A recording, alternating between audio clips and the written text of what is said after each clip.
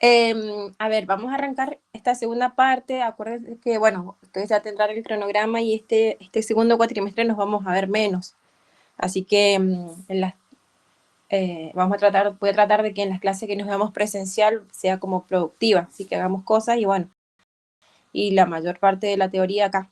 Así que no sé si ya tienen cronogramas de simulación o que van a haber simulación para que después me vayan contando, así yo les voy reforzando.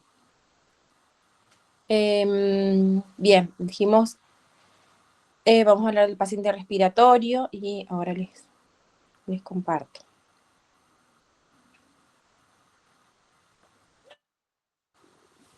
Esperen que termine de admitir a algunos chicos y bueno.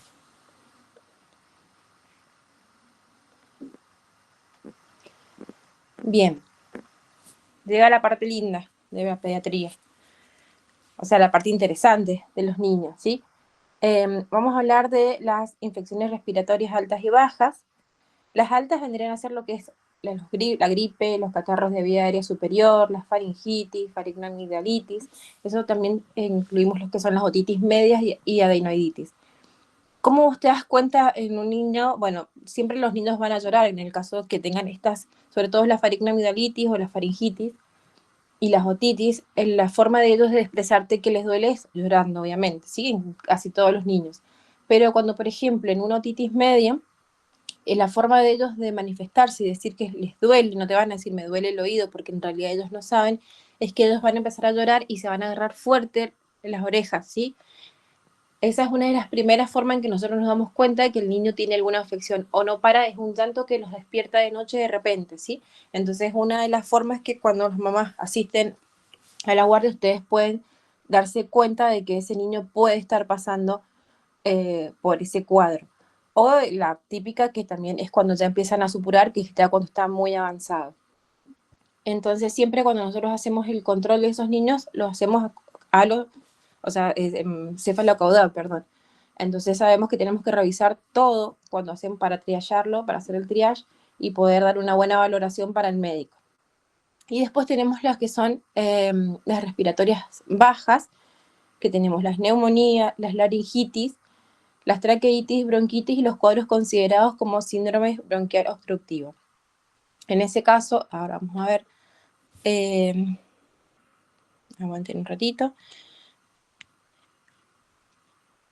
En ese caso vamos a tener signos más marcados que nos van a ayudar a descifrar, o sea, a descifrar a ese niño, o sea, a saber qué les está pasando. Bueno, la laringotraqueitis, o sea, afecta todo lo que es laringe y tráquea, las bronquitis, todo lo que es bronquiolos, bronquiolitis, la bronquitis, los bronquios y la neumonía, lo que es los pulmones. Las infecciones respiratorias agudas bajas es uno de los problemas más importantes de la población infantil, o sea, es como el cliente seguro que nosotros tenemos ya ahora no es tanto en invierno, o sea, en invierno nosotros tenemos el pico de paciente respiratorio, pero durante todo el año pueden venir niños con enfermedades respiratorias. Es una de las principales causas de mortalidad, que en realidad si se agarra a tiempo es reducible. Normalmente dice que son los responsables del 50% de las internaciones y el 70% de las consultas. Por ahí las mamás consultan apenas tienen el cuadro y por ahí el llevarlo a la guardia cuando recién están teniendo los primeros síntomas no es lo más efectivo. Siempre se busca que apenas el niño empieza a tener síntomas se lo lleve a su médico de cabecera, porque ya en la guardia tenemos pacientes avanzados y pueden, de ser algo simple, venir con algo más complicado. Los menores de 2 años son los más vulnerables, ya que presentan esta mayor dificultad, o sea, los chiquititos de menos de 2 años son los que más rápido se ponen feos, ¿sí? Es actuar rápido con ellos, no se los puede esperar mucho. Por eso por ahí son los que más rápido se internan. Por ahí el paciente más grande, a partir de los 5 años, uno puede trabajarlo en UNIRA. UNIRA es una internación abreviada. Pues trabajarlo y salen, pero cuando son muy chiquititos por ahí no se arriesgan y los internan, ¿sí? Porque de estar bien, de repente a las horas se te puso feo y necesita terapia, ¿sí? Entonces son una de los más que tienen más probabilidades de estar internados. Y bueno, como siempre, la época invernal se ve como saturada el sistema de salud. Ustedes vieron que, bueno, el NOTI es como el principal lugar para internación pediátrica, pero por ahí el NOTI se satura, entonces todos los hospitales, aunque así nosotros mismos, el Fleming, se abre para el NOTI. ¿Por qué? Porque cuando se satura no hay forma de que tengan camas. Entonces todos los hospitales se ponen a disposición del NOTI y se empieza a derivar. Porque este año ha sido como una temporada, eh, no ha sido tan alta, no hemos tenido la ocupación de camas que se esperaba. Que eso es bueno también, porque hay una buena parte de la pediatría, hay una buena educación.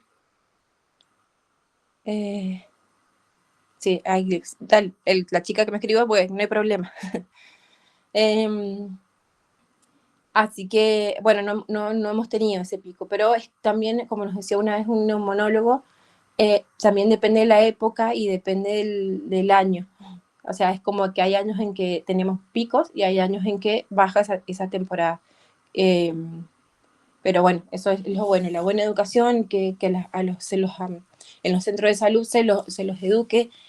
Ya les voy a mostrar por qué el tratamiento, pero que se los eduque tan bien que no lleguen a requerir esa internación.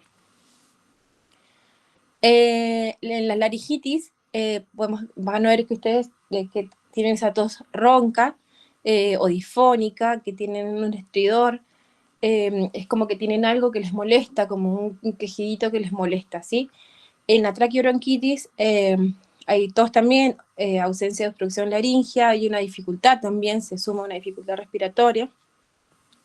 Hay estretores grosos inspiratorios y expiratorios. Y en la bronquiolitis ya se agrega lo que es la taquipnea, ¿sí? Hay una dificultad respiratoria, los pacientes vienen con tiraje, con una expiración prolongada, o sea, inspiran y la expiración es larga, ¿sí? Hay sibilirancias, hay estretores crepitantes finos, o sea, se sienten como ese ruido a bolsa, ¿sí? Es parecido, como si ustedes estuvieran apretando una bolsa, es muy parecido al ruido de los estretores crepitantes. Las sibilancias pueden ser audibles o no audibles, eh, o sea, sí, pueden ser audibles con estetoscopio o vos lo escuchás llegar a la guardia y ya sabes que ese niño está con sibilancia porque es un silbidito muy característico. Si ya ese niño vos ya lo entra y ya lo estás escuchando desde tu sala de espera de la guardia con esa sibilancia, ese niño no lo vamos a hacer esperar, espere que el médico lo va a llamar, lo entras directamente al triage y lo empezás a valorar más de cerca, porque si ya está audible sin estetoscopio, porque ese niño ya está en un cuadro más avanzado. Y en el caso de una neumonía, hay fiebre también, hay taquipnea, hay estretores crepitantes, evidencia de consolidación pulmonar. El examen físico, por ahí ustedes lo van a ocultar y no van a sentir nada. Entonces ustedes si sienten ese pulmón que no tiene ruido es porque ya ese niño está como bastante avanzado, ¿sí? O sea, dejan de escuchar el ruido del pulmón funcionando, o sea, es mudo, ¿sí? Entonces ahí ya tenemos un cuadro avanzado.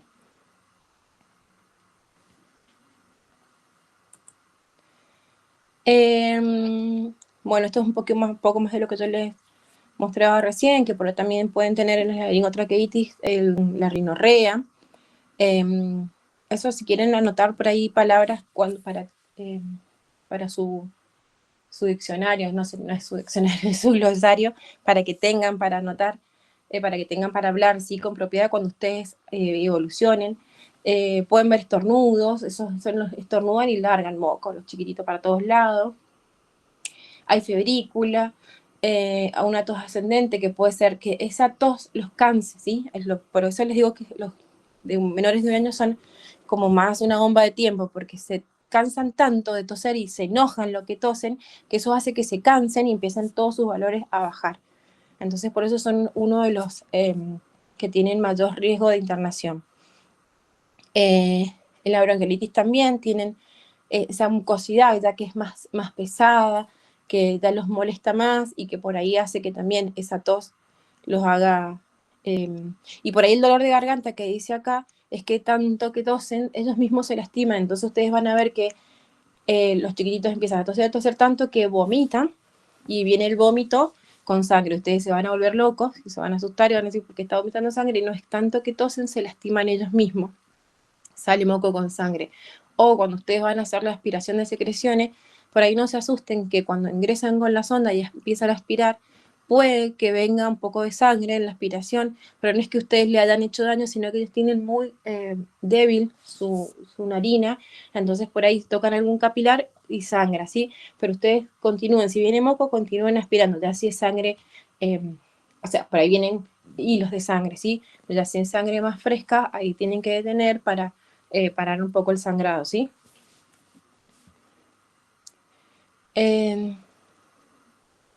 ¿También? Sí, profe. Sí, profe. Bien. Sí, profe. Y en, la neumonía es una tos con expectoración, también acá nos dice con sangre, ¿sí? Por ahí es muy característico de la neumonía. Hay dolor torácico, ¿sí? Hay tosen tanto que les empieza a doler, entonces van a ver que también lloran de ese dolor y se empiezan como a quejar.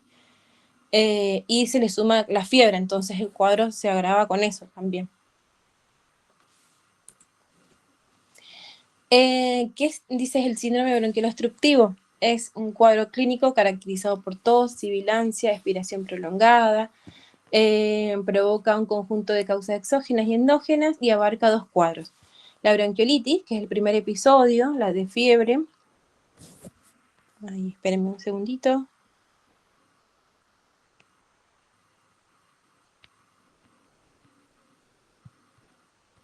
Que es que ahora no los veo.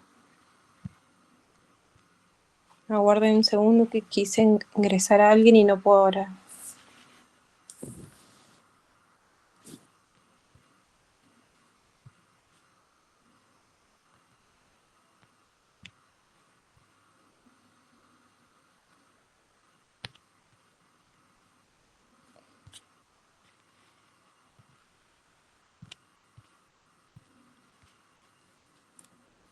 Esperen que voy a ingresar a alguno de sus compañeros y no puedo ingresarlo desde acá. Ah, no es nadie.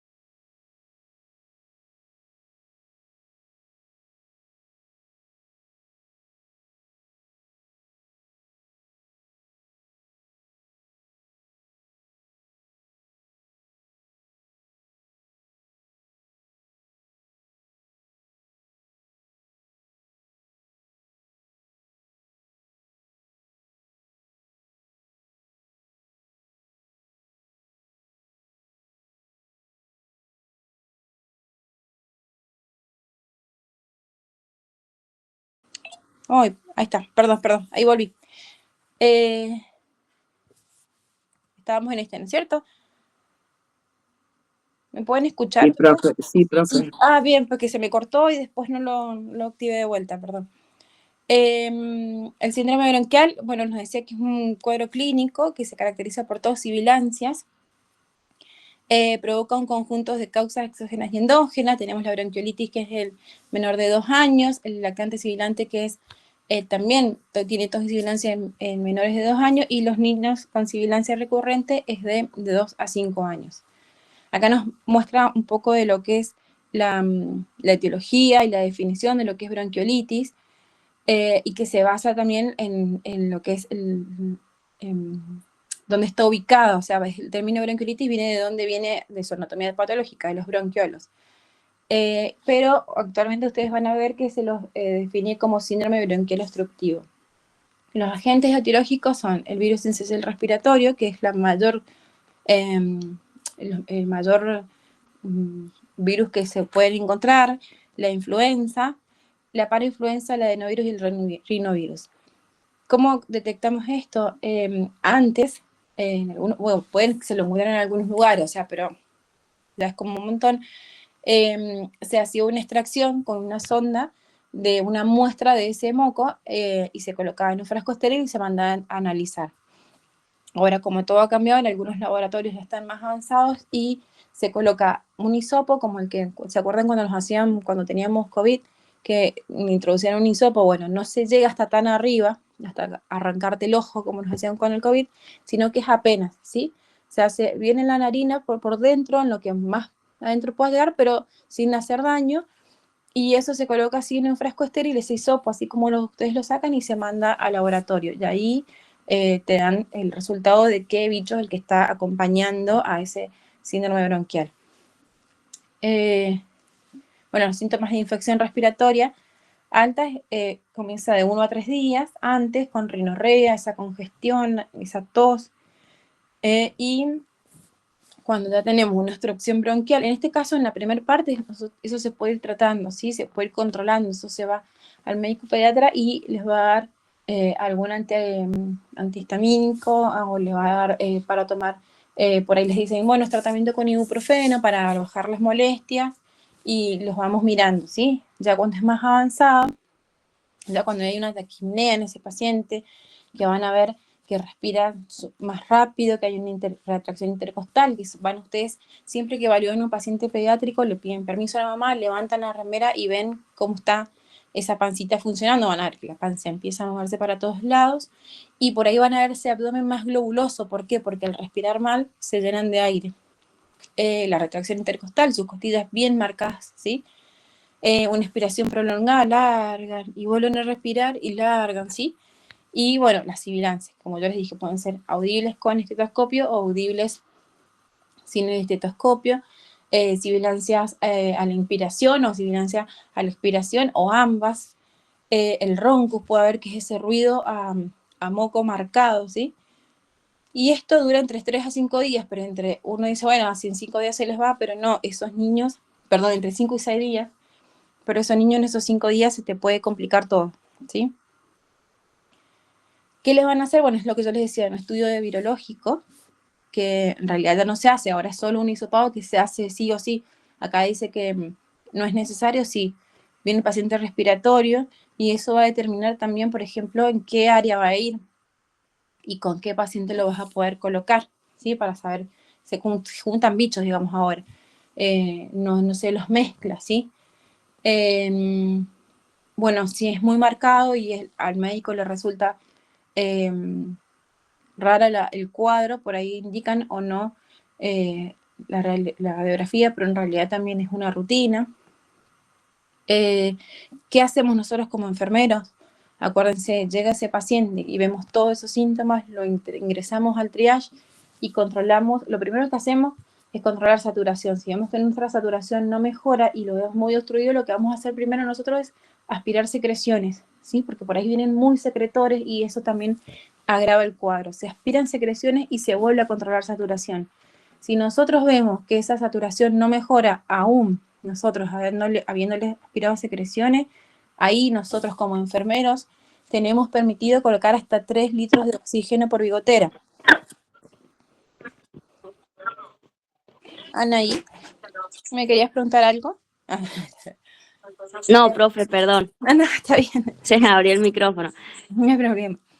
Entonces tenemos permitido nosotros colocar hasta 3 litros de oxígeno por bigotera. ¿Por qué? Porque a veces la guardia está muy complicada y el médico está atendiendo a otros pacientes y no vamos a esperarlo más a ese niño que ya nos viene con todo el cuadro muy marcado, ¿sí? Ya viene con el aleteo nasal, ya viene con ese cansancio, ese quejido, no tenemos que esperar, ¿sí? Es independiente de enfermería hasta 3 litros, y nosotros somos profesionales, tenemos una matrícula que nos habilita a nosotros a fundamentar por qué nosotros hicimos eso, ¿sí? Pero siempre con una fundamentación. El niño, o sea, se hizo todo lo previo, no mejoró estado, decidí colocar oxígeno hasta que su evaluación. Por ahí viene el médico, lo evalúa, le saca el oxígeno y te decide esperar, o por ahí confían muchísimo en nuestro criterio, porque si nosotros hablamos con criterio, ellos nos respetan, confían muchísimo en nuestro criterio y avanza en el tratamiento, ¿sí? No realizar el mamograma de rutina en realidad por ahí no tiene sentido.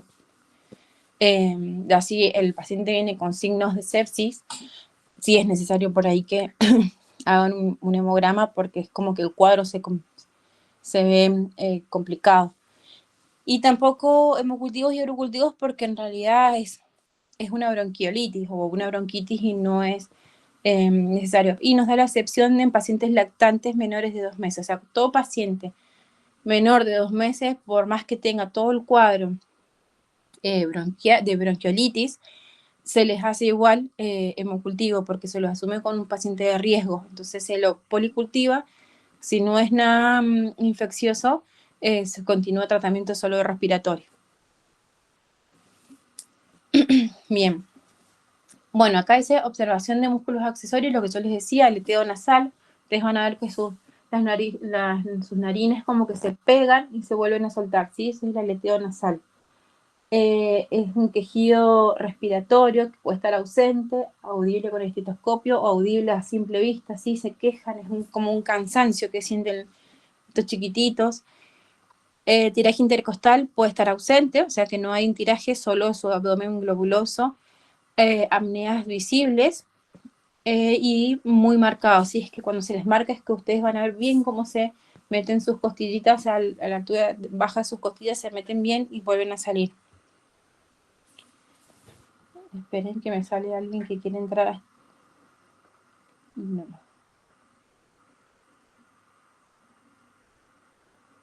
Bien. Y después tenemos una disociación toracoabdominal, ¿sí? Cuando es sincronizado, bueno, respiran dentro de todo, ¿sí? Normal. Si no hay un retraso en la inspiración, por ahí pareciera como que está inspirando y no está haciendo nada. Y si no, un bamboleo, por ahí es la panza va para un lado y el tórax va para otro lado, ¿sí? Son cuadros muy complicados que es muy difícil de controlar, ¿sí? ¿Qué tienen que aprender ustedes cuando van a ocultar y van a trabajar con un paciente respiratorio pediátrico? Es que ellos lloran, pero porque no saben lo que está pasando. Entonces ustedes tienen que concentrarse en lo que están viendo y en lo que están escuchando, ¿sí? Ustedes mientras van a estar escuchando, ellos van a estar llorando y por ahí les va a costar, ¿sí? Pero tienen que concentrarse y se escucha bien, ¿sí? Dentro del llanto, o tienen que buscar la forma en que la mamá lo calme o lo tenga en sus brazos y ustedes poder trabajar, pero no dejar y decir, es distinto cuando un niño viene, o sea, como sin un cuadro respiratorio, viene llorando por otro cuadro, porque se cayó, por otra cosa, a un niño respiratorio. Es un llanto, es de desesperación por respirar, ¿sí? Es lo que ustedes van a ver en esos niños, están desesperados, o sea, es como que largan manotazos para todos lados porque ellos no saben cómo expresarte de que no puedan respirar bien. Pacientes con riesgo de IRAP grave son los menores de 3 meses, los prematuros, los que tienen enfermedad pulmonar crónica, que tienen desnutrición o hacen apneas, cuando tienen cardiopatías congénitas, son una bomba de tiempo, enfermedades neurológicas o metabólicas, o inmunodeficiencias congénitas o adquiridas. Acá vamos a utilizar el triángulo de valoración pediátrica, que yo sé que ustedes lo aman, que lo que van a ver que es el aspecto de este niño, si hay el tono, su reactividad, la consolabilidad, su mirada, su llanto, que es lo que yo decía que es muy característico, el llanto de desesperación, su respiración, si hay trabajo respiratorio, si hay retracción o tiraje, si hay deleteo, si hay taquipnea, ruidos respiratorios anormales, estridor, quejido, disfonía, y la circulación, ¿sí? Acá vamos a ver algo importante que es el color de su piel, ¿sí? Si está pálido, si hay lividez, si hay un cutis marmorata o marmórea, pueden ver que en algunos lados van a ver que su piel se parece un mármol, si hay cianosis, perdón, peribucal, si hay cianosis ungueal, cuánto es ese relleno capilar, ustedes tienen que valorar, ¿sí? Si es lento, es porque ese paciente está necesitando mucho oxígeno, ¿sí? Entonces, todo eso es lo que ustedes tienen que valorar al momento de recibir estos pacientes. Todo eso se escribe, acuérdense que todo su trabajo se escribe, todo lo que ustedes evalúan. Más allá de que el médico después tenemos algunos médicos a medios contrarios y dicen, no, no le vi igual. Ustedes confíen en su criterio, ¿sí? Si ustedes ven todo eso, ustedes lo evolucionan, ¿sí? Y después tenemos lo que es, hay que ver su apariencia, su trabajo respiratorio, su circulación, la evaluación primaria, que es ver la vía aérea, si hay buena respiración, si hay circulación, si hay déficit neurológico, ya cuando el paciente ya pierde conciencia, ya se queda dormido, o la mamá te viene y te lo trae dormido, te dice, no respira bien, y vas a ver que está re dormido, es porque ya se cansó. Entonces ese es un paciente que ya está tirando para la terapia, porque ya está cansado, ya se durmió, y vas a ver que todo, ahí vas a ver la disociación, ahí vas a ver la sibilancia, y él está cansado ya de respirar, ¿sí? Porque hay mamás que esperan hasta la mañana para llevarlos. O tenés la mamá que lo lleva por cualquier cosa, o tenés la mamá que espera hasta el último momento para llevarlo, ¿sí? Bueno, la exposición y la oximetría de pulso hay que evaluar. Acuérdense que la saturación normal es de 93 a 100%. Si tenemos por debajo de 93%, ya estamos en un paciente que está con el requerimiento de oxígeno. Tenemos que es la evaluación del sample y las evaluaciones diagnósticas, que son, bueno, los análisis me parezco a las viejas, análisis de laboratorio, radiografía y, bueno, y otros estudios que puedan llegar a utilizar los médicos, a pedir. Ya cuando el paciente está cansado, acuérdense que ya necesitamos utilizar la maniobra de tracción mandibular. Bueno, esto está más adelante cuando si el paciente necesita intubación o algo más. Acuérdense que siempre se controla el paciente semisentado, no acostado. Si lo van a colocar en una camilla, bueno, semisentado, que la mamá le sostenga desde atrás para que ustedes hagan una buena valoración, porque si está acostado, todo se va a complicar, ¿sí? Patrón irregular o irregular. Hay una frecuencia respiratoria aumentada, hay una... ¿qué hacen? Ellos empiezan a respirar más rápido para meter más oxígeno, ¿sí? Eso también es lo que los hace cansarse. Una frecuencia de 10 a 60 es anormal para cualquiera, ¿sí? Lo bajo es anormal y lo alto es anormal. A veces estos pajaritos, o sea, respiran 60, 70 por minuto, respiraciones por minuto, y es como que ya están bastante complicados. Bueno, el esfuerzo respiratorio, o sea, esto se repite, pero porque es algo que se trata de que ustedes se acuerden en el momento de evaluar, porque por ahí van a ir ahora a las prácticas y van a ir a los triajes, los van a llevar a las guardias, entonces que tengan en cuenta eso, ¿sí? Bueno, si hay ruidos agregados, si hay esteridor, si hay sibilancia, si hay expansión, si es simétrica o asimétrica. Bien. Bueno, después tenemos la dificultad respiratoria leve, moderada y grave.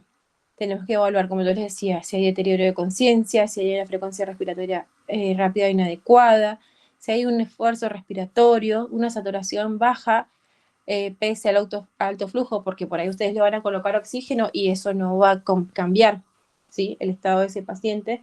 Entonces, ahí están necesitando ustedes un aporte ya mayor a lo que ustedes colocaron, y ahí enfermería deja de intervenir en esa parte como independiente y solicita la urgencia de la atención del médico, ¿sí? Que ese paciente no mejora, que ya hicieron todo lo que pudieron hacer y no mejoró. Entonces ahí ya el médico tiene que apurar el control de ese paciente. Esto es parte de lo que ya les dije. La circulación, si es un ritmo regular o irregular, si hay una frecuencia cardíaca de menos de 70 latidos por minuto, ya tenemos que empezar con el RCP, porque ese paciente en cualquier momento se nos para. Yo les dije, se ponen feos, se cansan, se paran. O sea, así son estos bichos, no es que te dan una chance, se te paran y tenés que empezar a moverte, ¿sí? si hay pulsos centrales y periféricos, si hay relleno capilar acelerado en el entecido, el color y temperatura de su piel, se ponen fríos, sus extremidades se ponen muy fríos y empiezan a hacer una palidez, un color terroso también, pueden largar, y es como que es porque toda la falta de oxígeno hace que toda su circulación se vea afectada. Y puede también haber una hipotensión. Y acá hay que valorar lo que es el estado de conciencia, usando el ABDI, que hay que ver el alertas, el momento del primer contacto, reaccione de forma automática o responde, si ya no nos responde, eso es una alerta. Si nos responde, bueno, tenemos una buena señal, que bueno, por lo menos nos está hablando, se está enojando con nosotros. Eso es buen signo, ¿sí? Cuando peleamos con él es buen signo. Ya cuando él ya deja de pelear con nosotros, ahí nos asustamos, ¿sí? La voz, se busca hacer un contacto verbal, siempre le hablas firme, alto. ¿Por qué? Porque ellos gritan y nosotros también tenemos que hablarle alto, ¿sí? El dolor, si se ejerce presión sobre un músculo, no sobre un hueso, puede existir una lesión ósea. Y bueno, el estado de conciencia, en realidad eso, el dolor es para otro tipo de trauma, ¿sí? Y si el paciente no está en alerta y no responde a la voz, ¿sí? Eso es ya cuando el paciente entró en estado de inconsciencia, ya está, ya nos dejó de ayudar, ¿sí? Y bueno, lo que les decía recién, el sample, lo que puedo ver en el paciente, los síntomas, que son todo lo que nosotros vamos a ver, si ese paciente es alérgico, porque también puede estar, puede confundirnos por una anafilaxia, y nosotros creemos que está haciendo un cuadro respiratorio, entonces también si es alérgico a algún alimento, algún medicamento, si toma algún medicamento de base, si ha tenido antecedentes previos a esto, o sea, usted tiene que poner nada más si es la primera vez que lo trae, si es él hace estos cuadros, si vos sabes que ya hace estos cuadros, también tienes que actuar rápido porque sabes que es un paciente que si la mamá lo trae es porque ya lo conoce, que en cualquier momento su cuadro empeora. ¿Cuándo fue la última ingesta? ¿Por qué? Porque cuando nosotros vamos a hacerle cualquier tipo de tratamiento, nosotros necesitamos que ese paciente saber cuántas horas de dieta, cuándo fue la última vez que comió, porque, por ejemplo, para hacerle un ataque de PAF o un rescate de PAF, necesitamos que el paciente no haya comido. ¿Por qué? Porque por ahí vamos a hacer el rescate de PAF y nos va a vomitar. Durante el rescate de PAF tampoco debe comer, o si ese paciente ya está en un cuadro muy severo, y por ahí las madres tienden aunque estén el niño en mal estado, les dan de comer, o les dan una lechita, o les dan el pecho, ¿sí?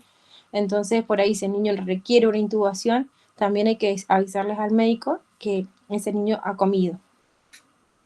Y bueno, y eventos, todo lo relacionado con lo que lo trajo a la consulta, por qué lo trajo la mamá a la consulta, ¿sí? El sample es lo que nosotros utilizamos en el triage para valorar a ese paciente y dejarlo en nuestra valoración de enfermería. Bueno, en los dispositivos de oxígeno, acá se ve re bonito en la foto con la pegatina en la nariz, pero los cachetitos, pero normalmente se los arrancan los bichos estos porque a ellos les da rabia tener algo en la cara. Cuando ellos lo necesitan, ni se lo tocan. Ahora, ellos ya creen que no lo necesitan más porque son así, ellos muy sabios, se arrancan la bigotera al carajo y les queda la cara colorada. Entonces, por ahí cuando ustedes vayan a colocarle una bigotera a un paciente, chiquitito como este, siempre traten de cuidarle su carita, entonces le colocan Duoderm, ¿sí? En las mejillas, colocan la bigotera y sobre el Duoderm le colocan la cinta, entonces ustedes le protegen para cuando ellos le agarren la locura de arrancarse las bigoteras, solo lo que sale es la cinta que pusieron sobre el Duoderm. Bueno, y para valorar a un paciente respiratorio, esto es pregunta de examen, ahí está la N, me faltaba, vamos a utilizar lo que es el puntaje de TAL. Este es el modificado con frecuencia cardíaca. Entonces, cualquier paciente respiratorio, ustedes van a tener en todas las guardias o en todos los servicios, van a tener la escala de TAL. Entonces, ustedes hacen la valoración de cuánto, de cómo está este paciente. Por ejemplo, ¿qué se valora? Se valora el puntaje es de 0 a 3, Se valora lo que es frecuencia respiratoria, sibilancias, frecuencia cardíaca y músculos accesorios. Depende de ustedes lo que van evaluando, los controles que ustedes van realizando, es el puntaje que ustedes les van dando. Y la sumatoria nos puede dar si es de 0 a 4, leve, de 5 a 8 moderado y de 9 a 12 grave. Cuando ustedes rindan el final por ahí, que ustedes me digan la valoración o me lo expliquen al cuadro, para mí está bien, porque en realidad todos por ahí no nos acordamos y por eso les digo, todas las pediatrías, todas las guardias tenemos este cuadro pegado, ¿sí? Entonces ya con el tiempo te vas acostumbrando, pero bueno, al principio a ustedes no les voy a decir que me digan punto por punto la escala de tal, siempre, porque no se lo van a acordar, pero con que me digan cuál es el puntaje y cuáles son los puntos que se ven, está bien, ¿sí? Profe, disculpe, una pregunta Marcela. médica, pero en frecuencia respiratoria, menor o igual a 6M, ¿6M qué significa? 6 meses. Ah, Ujú. gracias. De nada. Bien. Nos dice, si el puntaje inicial es de 4 menos, se realizan 3 disparos de PAF cada 15 minutos durante 1 hora. Y se observa la respuesta. Si este paciente mejora, se lo envía al tratamiento, o sea, se lo envía a la casa con tratamiento de 3 disparos de PAF, de salbutamol, por 7 días, cada 4 horas. Y esto es religiosa, cada 4 horas van a decir, no, pero en la noche lo dejo dormir, no, en la noche no lo dejo dormir, en la noche le hago los PAF y sigo durmiendo. Si en este caso sí es necesario que se los despierte para hacerle el PAF. Y se les da a la mamá las pautas de alarmas. Mamá, si vos ves que tu hijo vuelve a respirar y se lo explicas como, no se lo explicas en término médico, porque el médico le va a decir si vuelve con la sibilancia y si tiene retracción, no. Si vos ves que sus costillitas se hunden, que su pancita se mueve más rápido o que su nariz se mueve, tráelo de vuelta. ¿Sí? Ese es el lenguaje que nosotros tenemos de traducirle al chino de los médicos a la gente. ¿Sí? Por ahí hay que bajar al estado, o sea, a la misma... pues la familia no tiene por qué tener el lenguaje médico, entonces por ahí no entienden y esa es una de las fallas que hacen que vuelvan a la guardia en mal estado, ¿sí? Entonces si uno les habla, le dejamos el presente. Sí, Sebastián, sí, igual yo los estoy mirando, así que sí, pero déjenlo si quieren en el chat. Bueno, eso es una de las, lo que nosotros hagamos una buena educación a los papás es lo que hace que también mejor, o sea, que funcione esto, ¿sí? De que no tengan que volver a la guardia. Bueno, ¿qué es un aerosol? Dice, es una suspensión de partículas pequeñas en un gas, ¿sí? ¿Y esto qué hace este aerosol? Lo que hace es transportar la medicación a las vías aéreas. Bueno, acá les dicen los micrones y todo eso, a ustedes no les estaría interesando. El efecto terapéutico nos dice que es una masa respirable, partículas de 1 a 5 micrones, y los efectos adversos son partículas superiores a 5 micrones, depósito orofaringeo, dilución, absorción. Bueno, esto no le estaría importando a ustedes en este momento. La ventaja que tiene este aerosol es que es una administración directa, ¿sí? ¿Qué pasa? El aerosol ustedes van a ver que está compuesto, como les decía recién, de polvo y de medicación. ¿Por qué es importante agitar este aerosol cada vez que ustedes lo vayan a utilizar? Porque hacen la mezcla del aerosol con este polvo, que es el polvo que lo ayuda a impulsar.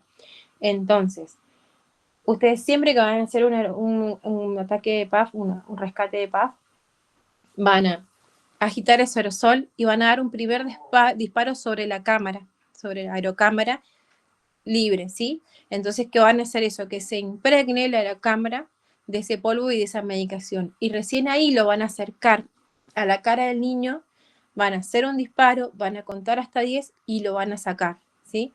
Así por cada disparo que hagan. Y por cada disparo se agita, ¿sí? Porque eso no es que quedó agitado o quedó bien mezclado por la primera vez. Por cada disparo se agita el aerosol y se hace el disparo, ¿sí?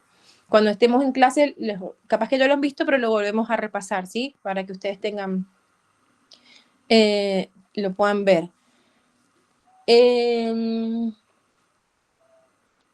Por ahí nos van a decir que por ahí si el niño llora es mejor. Si el niño llora, O sea, lo que nosotros necesitamos es que él respire eso, ¿sí? Por eso se cuentan esos 10 segundos, porque durante esos 10 segundos alguna respiración meten entre el llanto y la pelea. Entonces, siempre tenemos que tratar de que abarque nariz, boca, esa aerocámara. Entonces tienen que elegir un buen dispositivo, ¿sí? No van a ponerle a un niño de 5 años una máscara neonatal que les agarre la nariz, porque no es la idea es que agarre nariz, boca, porque por cualquiera de los dos lados ellos van a introducir esa medicación. ¿Qué tienen que tener en cuenta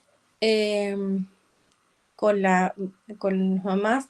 La higiene de esa aerocámara. Cuando esa aerocámara ya está muy blanca, ahí tienen que lavarlas. ¿Por qué? Porque ya está muy llena del polvo que les ayuda a ingresar la medicación. Entonces ya la medicación queda pegada en las paredes de la aerocámara y nunca le llega al paciente.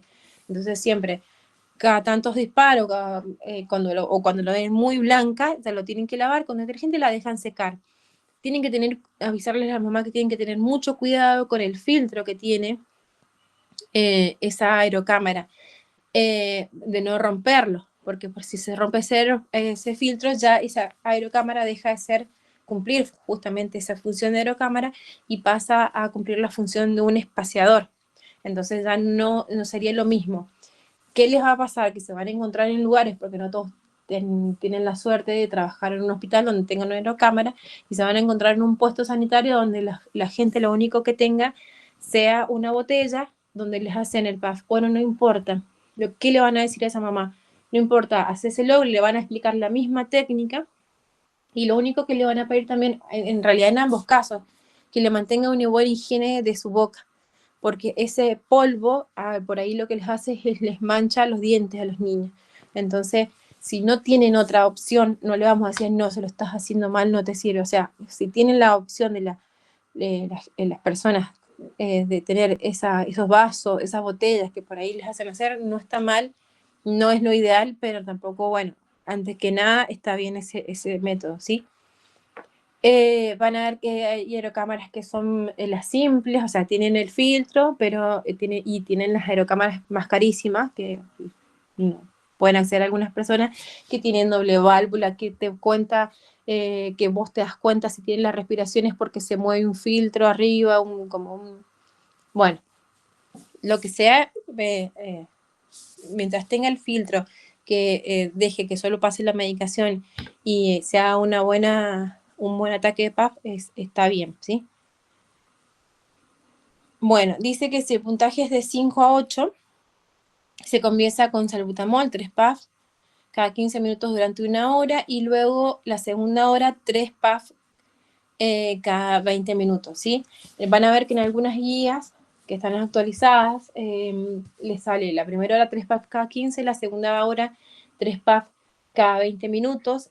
Va a salir la combinación de salbutamol con el bromuro, que les pueden hacer 3 PAF de uno y 3 PAF de salbutamol solo y 3 PAF de bromuro.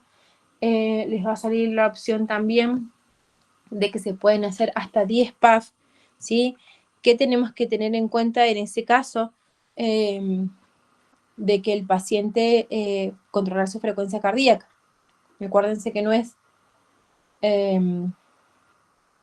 es hacer PAF y por hacerlo, ¿sí? No es, siempre hay que tener mucho cuidado. Esperen un segundito que logro abrir mi...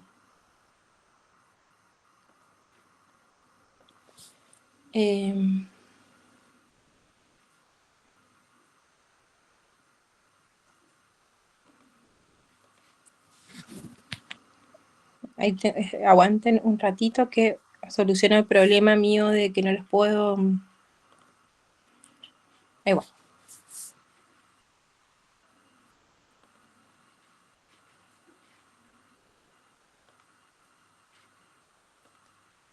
Está conspirando contra mí esto. Ahí está. Bien.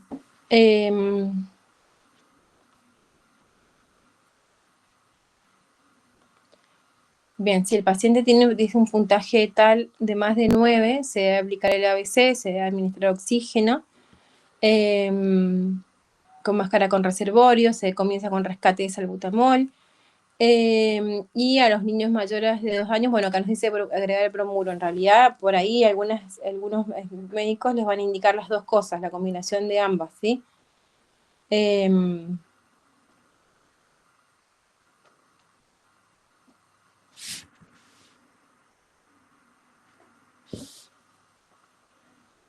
No les puedo compartir, no me deja compartirles en grande, ahí les comparto bien.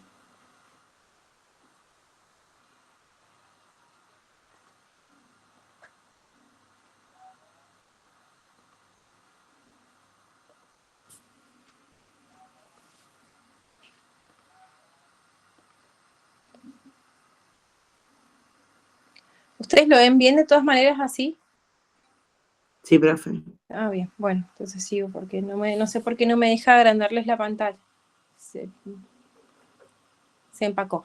Y después tenemos los corticoides que son de elección por vía oral o por vía parenteral. Por ahí les van a indicar que le hagan una dosis intramuscular de hidrocortisona, que acuérdense que era 10 miligramos kilo peso. Acuérdense por ahí esto, ustedes van a decir, yo no soy médico, no necesito, pero si ustedes necesitan, si van a trabajar en una guardia, necesitan saber dosis, porque por ahí en urgencia hay errores y los que lo colocamos somos nosotros. Entonces, acuérdense que esta es la dosis de rescate y que después de esta dosis se dividía en 3 si lo iban a dejar cada 8 horas, o se dividía en 2 si eran cada 12, o se dividía en 4 si era cada 6. Bueno, ya que está en el cuadrito, es igual, hicimos cuentas. Y después tenemos la meprednisona vía oral, que esta es la que yo les decía, miren, no sé si ustedes ven mi cursor, esta es la que ustedes van a, en un centímetro, en un milímetro, perdón, son 20 gotas, que esta es la marca, no sé, Chihuahua, pero funciona, funciona bien. Y después tiene la del Tizona B, que esta es la copada, que es la de Lea, que es la más, que yo les decía que era como un jarabe bien pastoso, que en esta sí o sí ustedes tienen que contar las gotas que les diga el médico, que les indique el médico, porque esta al ser más jalea, más gruesa, no les va a dar la regla de 1 mililitro 20 gotas, ¿sí? Entonces, si se llegan a encontrar en la vida con la suerte de tener esta en un hospital, que nunca nos va a pasar, pero bueno, si se lo llegan a encontrar, esta acuérdense que es la de verdad, que viene en frasco de vidrio, se cuenta de a 1 gota. Y bueno, si fiebre, ya saben, dipirona, en el caso de ser intramuscular o endovenoso. Y acuérdense que la dipirona es muy, muy dolorosa, duele muchísimo, así que por ahí sí, hasta 3 mililitros, 4 mililitros podemos hacer intramuscular, pero si la pueden diluir un poquito porque es como es oleosa, no sé si alguna vez tuvieran una dipirona en la mano, es como un aceite y hace doler muchísimo, muchísimo. Así que si ustedes algunas abren una ampolla de dipirona y les cae una gota en la mano, van a ver que hasta les arde y después les queda blanco, ¿sí? Porque es muy, muy oleosa, muy, muy vesicante. Así que bueno, si se puede evitar la dipirona intramuscular, lo evitan. El ibuprofeno, bueno, o paracetamol es una de las dos opciones en el caso de que el paciente esté consciente y pueda ingerir alimentos vía oral. Por ejemplo, si nos pasa que estamos en una guardia y ese paciente está febril y necesitamos bajarle su temperatura y no logramos colocarle rápido un acceso venoso, y el médico ya nos ha indicado una sonda nasogástrica, obviamente colocamos sonda nasogástrica y por ahí pasamos medicación y seguimos, bajamos la fiebre antes de colocar una venoclisis, porque por ahí, esa es otra cosa que les quería decir, paciente pediátrico que está con fiebre, aparte de todo el cuadro respiratorio que trae, a ustedes se les va a hacer muy complicado colocarle una venoclisis, porque ese paciente está irritable y sus venas son muy frágiles, entonces apenas lo pinchen se les va a romper. Entonces la prioridad, si es un paciente febril, es bajar la temperatura, ¿sí? Bajar la temperatura y después intentar el acceso venoso. Cuando ustedes dicen, bueno, y en una urgencia como, bueno, si el paciente ya es una urgencia, ya se accede a otros tipos de acceso venoso, que ya ahí trabaja el terapista en un acceso central, ¿sí? Porque el cuadro lo requiere. Pero si nosotros tenemos ese tiempo de poderle bajar la temperatura, hagamos eso, colocamos sonda nasogástrica, hacemos antitérmico, bajamos temperatura, que eso nos va a demorar 30 minutos, y ahí hacen un acceso endovenoso.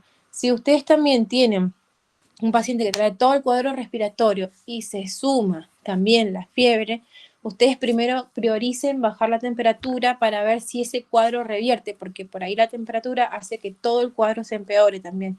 Entonces, prioricen también bajar la temperatura y hacer una reevaluación de ese paciente, ¿sí? Bueno, gracias por este momento, por esto.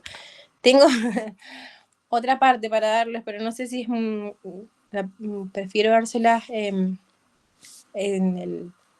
A ver si es cortita, espérenme. ¿Están bien? ¿Entendieron? ¿Tienen alguna pregunta de este? Bien, los deditos dicen bien.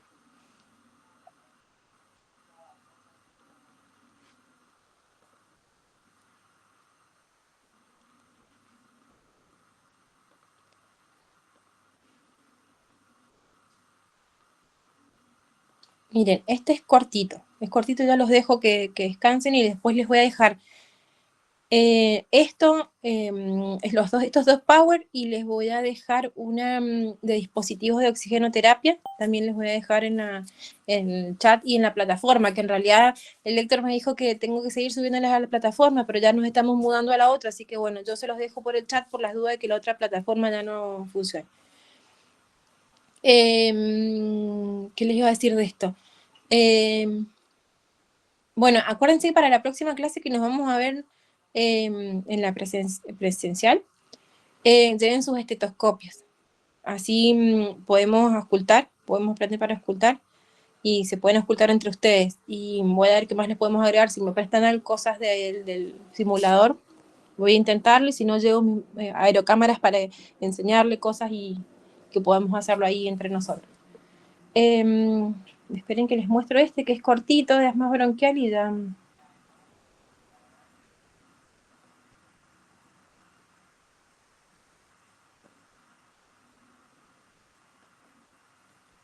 Bien. Bueno, acá. Dice, la crisis asmática es un episodio de obstrucción bronquial variable que lo caracterizamos por tos, también sibilancia, opresión torácica, dificultad respiratoria. Bueno, fisiopatología es una inflamación, una broncoconstricción, una hipersecreción mucosa. Y es un aumento del trabajo respiratorio y una limitación del flujo aéreo que puede ser reversible espontáneamente con tratamiento. Cuando el paciente es asmático, o sea, ya la mamá ya tiene el cuadro, pero si es un debut de paciente asmático, ustedes van a ver que si bien van a poder confundirse con un paciente con una bronquitis, una bronquiolitis, en realidad es la edad, es diferente, pero es un paciente que viene cansado, viene ojeroso, sus ojos están hundidos, viene pálido y viene con esa necesidad de respirar, pero ya vienen cansados, es muy, muy diferente. Ustedes van a darse cuenta en los dos casos que el otro viene desesperado por respirar y este viene cansado, ¿sí? Como que ya no da más, ¿sí? Te habla todo, pero ya viene cansado.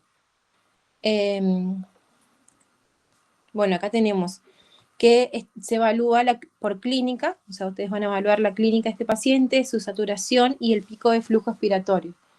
Que en realidad eso se mide, lo miden los médicos con cuando hacen el paciente ya pasó de una bronquitis y ya son a repetición estas bronquitis, ya podemos hablar de un paciente que es un paciente asmático. Entonces, esos pacientes se los manda a interconsultar con un neumonólogo, que ese neumonólogo le va a medir este PEF y va a saber que es un paciente que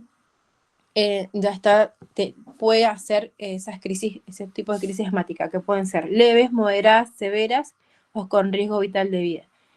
En la leve, por ejemplo, yo les decía, habla oraciones completas, tiene ese tiraje, tiene sibilancias, tiene una frecuencia respiratoria normal o leve, pero si nosotros sabemos que es un paciente asmático, es una bombita de tiempo que no se lo puede dejar ir a la casa, a no ser que tengamos una mamá que tenga mucha educación y que tenga un manejo de ese hijo muy bueno, entonces se los da en una leve alta a la casa y con muchos controles, ¿sí?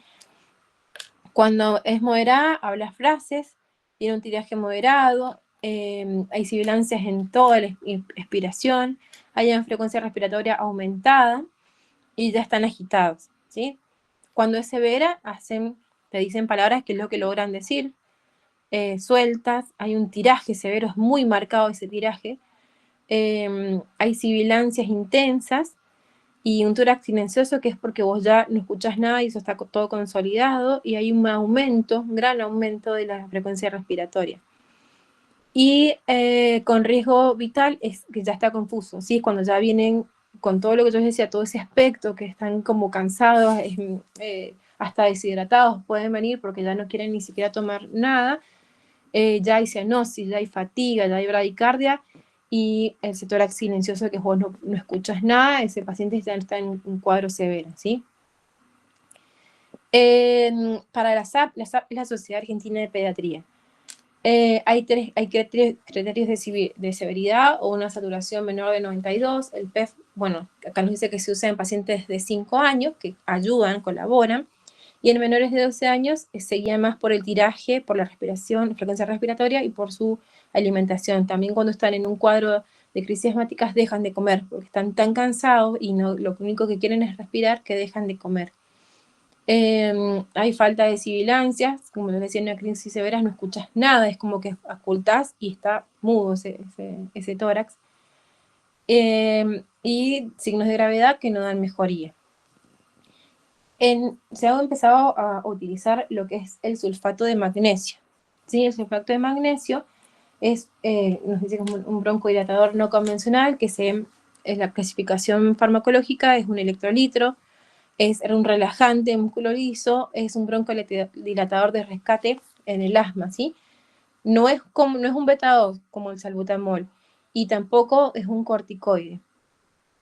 ¿Qué hace el magnesio? Relaja el músculo, lo dilata, bloquea el calcio, que es el que se contrae, y disminuye la liberación de mediadores de la inflamación, y que es decir, que le saca la fuerza al bronquio para que no se siga cerrando, ¿sí? O sea, no, ayuda como a abrir, digamos, a ese paciente.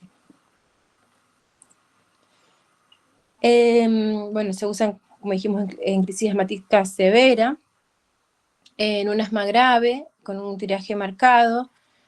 Si no responde a todo lo que es el tratamiento del salbutamol más el corticoide durante 1 hora, que es nosotros lo que le decimos el rescate o el ataque, se hace en dosis intravenosas de 40 a 75 miligramos kilo. Tienen que tener mucho cuidado con las ampollas, porque las ampollas ya les voy a llevar una para que vean la presentación, es confusa por ahí, y ha pasado casos graves donde les han sobremedicado, entonces siempre lean las ampollas, ¿sí? También hay casos que los utilizan nebulizados, que tampoco es lo que hemos visto. Nosotros siempre vemos cuando los chicos lo sulfatan, que lo pasan a goteo, pero en realidad nunca lo hemos visto nebulizados. Actúa rápido, o sea, revierte rapidísimo el cuadro del paciente. Ustedes de repente lo están viendo que ya no da más, y de repente después de sulfatarlo levanta muchísimo. Y bueno, es una opción para evitar que el paciente pase a terapia intensiva. Que los efectos adversos hay que tener mucho ojo, como yo les decía, que tener mucho ojo, porque si vos no haces una buena dosis o no tenés un buen control, o sea, sobre todo hay que tener ojo en la dosis, porque si no este paciente se te puede deprimir. Se hace una hipotensión, hace rubor, hace calor, empieza a hacer una debilidad muscular, también puede hacer una depresión respiratoria, y hay un paro cardíaco. O sea, lo que quisiste arreglar lo terminaste desarreglando. Y la contraindicación es que si ya está el paciente hipotenso o hay alguna falla renal o algo, directamente no lo coloquen, porque no es una opción para ayudarlo. ¿Cuál es el rol de enfermería? Controlar la tensión arterial, la frecuencia cardíaca, la frecuencia respiratoria, la saturación cada 5 minutos. En realidad lo que tienes que hacer es monitorizarlo. Lo conectas a un monitor y te quedas cerca. Si estás sulfatando ese paciente, tenés que estar cerca del paciente, no es que lo sulfato y me pongo a hacer otra cosa, no. Sí, el paciente sulfatado necesita un control. Si vos estás en sala y decís, pero yo no soy una terapia intensiva, para eso está la terapia, pero tenés una opción para no que ese niño no llegue a un tubo, a intubarlo.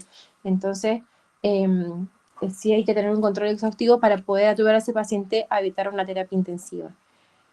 Controlar el flejo patelar, o sea, el plantar, si se pierde hay una intoxicación, si la velocidad hay que pasarlo lento, en 20 minutos, nunca en bolo, nunca vayan a darle el jeringazo porque ahí lo mandan a una mejor vida.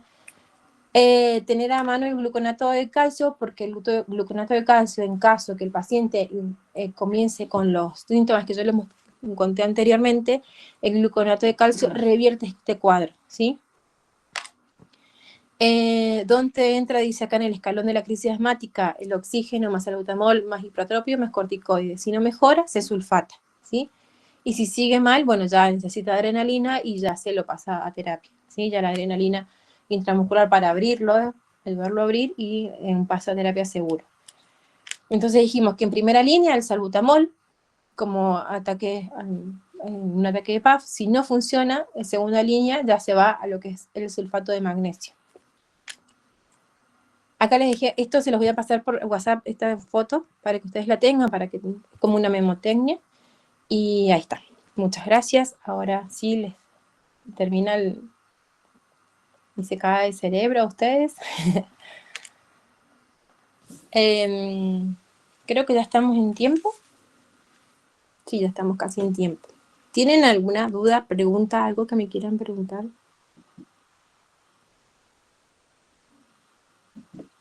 Profe, Ezequiel. bueno, con respecto, digamos, a las primeras acciones que se realizan, digamos, en cuanto a este tipo de crisis, o sea que en primera línea, lo primero que se actúa es a través de los PAF de salbutamol, digamos, Sí.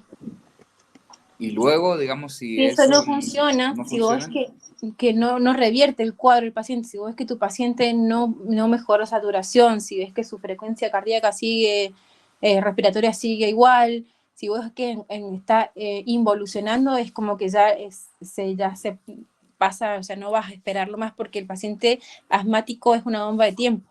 O sea, es muy rápido, iba a ser una mala palabra, que decimos nosotros los enfermeros, pero es muy rápido como el paciente empeora su cuadro. Entonces es un paciente que tenés que estarle muy de cerca, y más sabiendo que es un paciente asmático.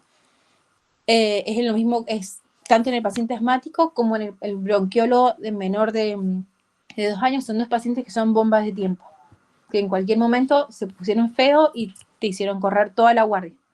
Entonces por ahí eso es estar muy atento en eso. Si no, si el salbutamol no revierte, si ya llevaste 1 hora y no cambió nada del cuadro, sabes que ese paciente es que es necesario ingresarlo a una internación y sulfatarlo, porque eso de que vos puedes hacerle los ataques de PAF lo puedes hacer en una internación abreviada.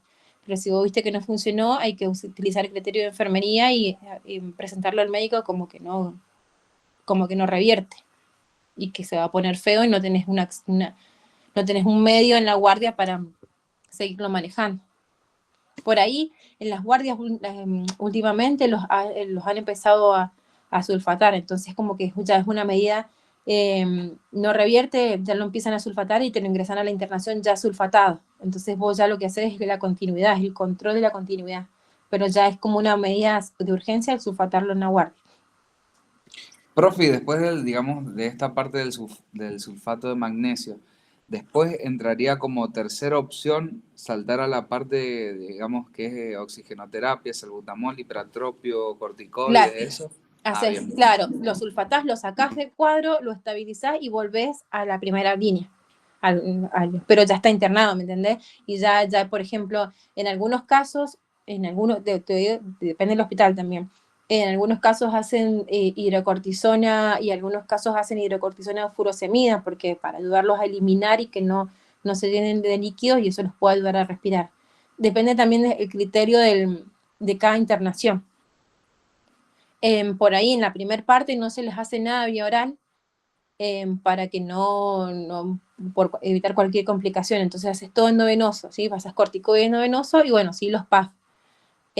Ya cuando el paciente mejora su cuadro, que también así como se empeoran, les mejoran también bastante bien, ahí ya les pasan los prueban con corticoides vía oral para ver o sea, si ya se les puede externar, o sea, se les puede dar el alta. Pero fácil ellos se pasan unos 10 días ahí con nosotros. Y si es que no entraron a terapia, pero en los mejores casos unos 10 días internados con nosotros hasta que revierten bien el cuadro y se les puede dar de alta. Bien, profe, gracias. De nada, Ezequiel.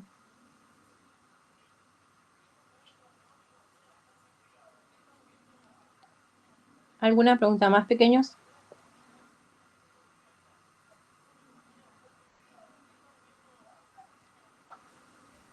Profe, veo que dice tanto que es tan fácil como que entren en un paro cardiorrespiratorio. Eso lo vamos a ver después, cómo actuar, que ¿En un paro? sí, ¿Vos qué me decís que cómo se trabaja en una terapia?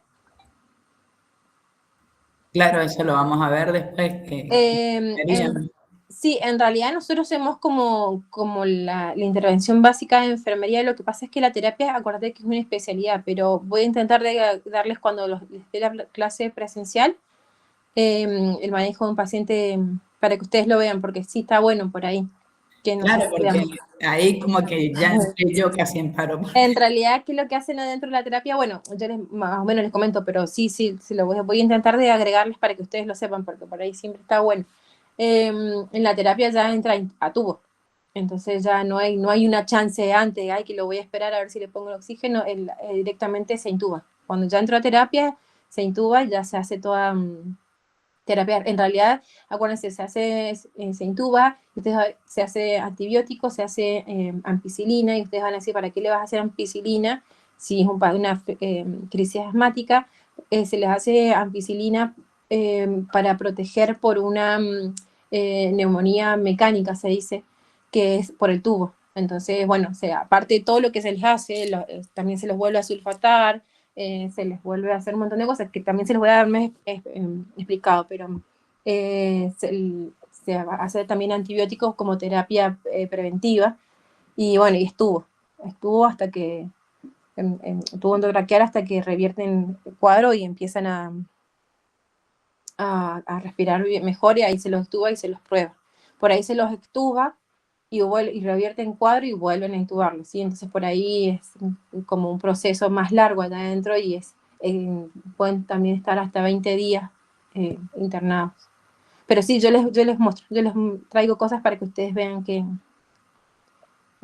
hacer. Si puedo traerme alguno de la terapia ese día, pero bueno, no sé si me van a querer acompañar, pero lo vamos a ver. Buenísimo, gracias. De nada.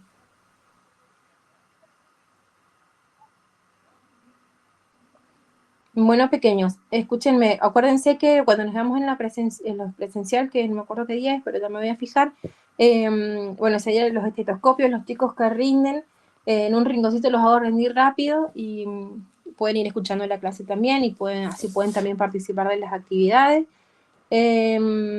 Y bueno, dudas, consultas para ese día me las llevan anotadas y acuérdense de hacerse el glosario con las palabras para que ustedes después puedan aprender a sacar, a tener lenguaje y puedan evolucionar bonito. Y bueno, si no hay más preguntas, los libero para que descansen y nos vemos en la presencial o en la próxima virtual. Chao, profe, hasta luego. Chao, Que nos estés bien. vemos. Chao, profe. Marcela. Chao, Chao, profe. profe. Que estén bien. Chao, profesor, hasta luego. Nos vemos, que estés bien.